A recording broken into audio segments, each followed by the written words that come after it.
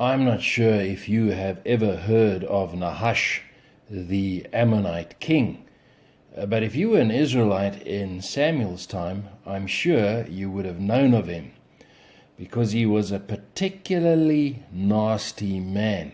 He had the very bad habit of humiliating his opponents by gouging out their right eyes. Instead of outright killing a man, he would leave a mark on the man that would remain with him for the rest of his life. He was really sadistic.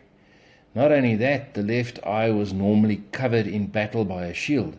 So if your right eye was taken out, you would be disabled to fight going ahead. Nahash was a particularly nasty man. And so, as fate would have it, one very unfortunate morning, the people of the city of Jabesh Gilead awoke to a day where their fortified city was to be besieged, and to be besieged by no one else than the nasty Nahash the Ammonite. You can imagine their fear. This was no computer game. This was the real and terrifying thing. And I guess Nahash is also an analogy for our lives, because some days we wake up with great calamity at our door. And then when that happens, whether it's cancer or we've lost our job or marital problems or problems with our children or whatever it is, when that happens, then anxiety and fear often spill over into our lives, because there is a Nahash at our door. But back to our story. So all the men of Jabesh Gilead suggest to the nasty Nahash the Ammonite that they conclude a treaty with him and be subject to him. You can see what they're trying to do. They're trying to avoid that nasty eye gouging problem. However, Nahash makes a counter offer, if you can call it that. They may surrender, but he's still going to gouge out the right eye of each Israelite. As I said, he's a real sadist.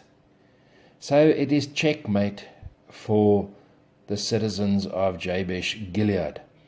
And what they then do is they play their last card. It's the last roll of the dice. They ask Nahash if they may send messengers throughout Israel to see if someone would come to their rescue. And they ask him to give them 7 days to do this. Now, wonder upon wonder, Nahash the Ammonite grants their request.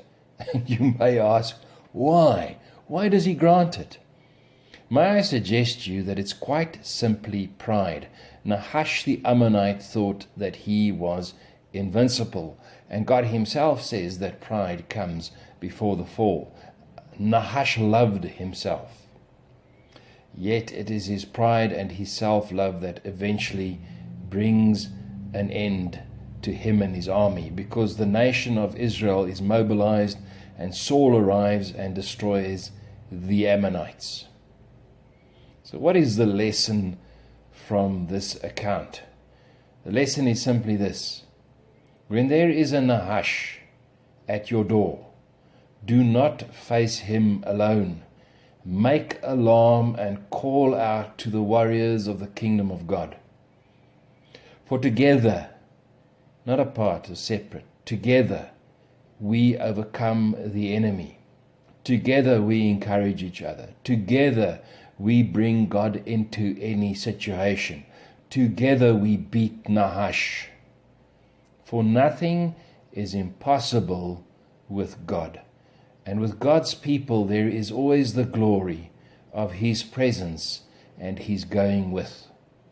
And so I want to say this: arise, Church of Christ, arise.